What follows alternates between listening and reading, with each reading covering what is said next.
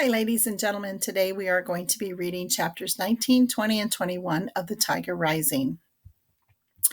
Beauchamp hit the brakes.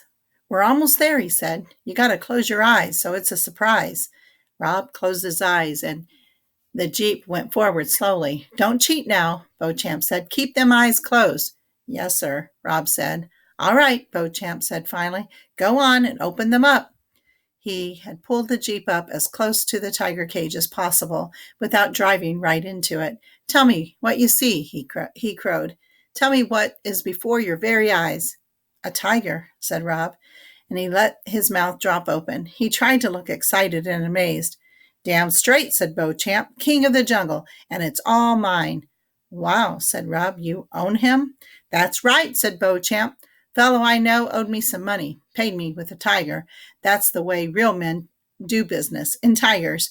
He come complete with the cage." The toothpick in the side of his mouth danced up and down, and Beauchamp put a finger up to steady it into silence. "What are you going to do with him?" Rob asked. "I'm studying my options. I figured I could set him up out front of the Kentucky Star and have him draw me in some more business into the motel." The tiger stood and stared at Beauchamp. Beauchamp looked away from him. He tapped his thick fingers on the steering wheel.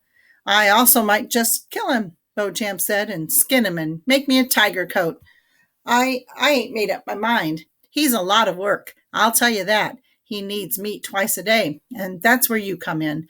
I need you to come out here and feed him. $2 every time you do it. How's that sound?" Rob swallowed hard. "How do I get the meat in the cage?" he asked. Beauchamp dug in his pocket and he pulled out a set of keys. "With these," he said, and he shook the keys and he gave a sad jingle. "Don't pay no attention to the big keys. They're for the locks on the door. Open them up and that tiger will get out and eat you for sure. You understand?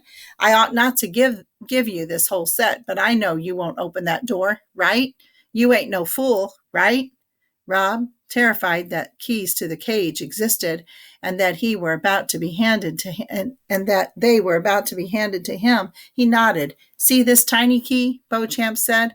Rob nodded again. "That's for the food door, right there." Beauchamp pointed at a small door at the bottom of the cage. "You just open that up and toss the meat in a piece at a time, like this." Beauchamp swung himself out of the Jeep with a grunt.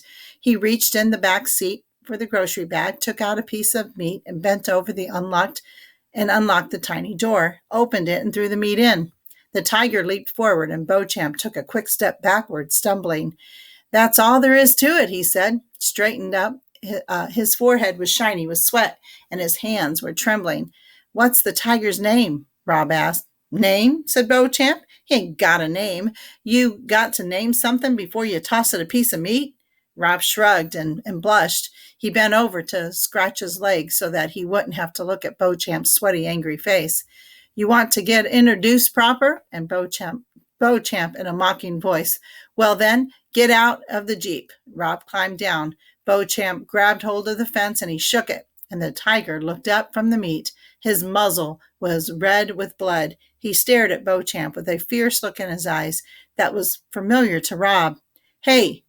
Beauchamp shouted. "You see this boy here?" He pointed at Rob. "He's your meal ticket, not me. It's this boy. He's got the keys now, understand? I don't got them no more. This boy's got them. He's your boy." The tiger stared at Beauchamp a minute more, and then he slowly lowered his head and started back to work on the meat. Now you two know each other," said Beauchamp, and he pulled a tattered bandana from his pocket and wiped the sweat off his forehead. On the hair-raising ride back to the Kentucky Star, Rob realized who the tiger's stare reminded him of. It was Sistine. He knew that when he told her he had the keys to the cage, her eyes would glow with the same fierce light. He knew that she would insist that now they had to let the tiger go.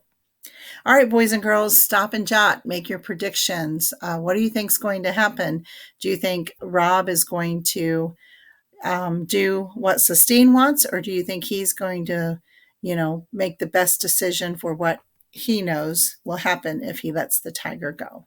All right, so stop and jot and then return and we'll read chapter 20. Thank you.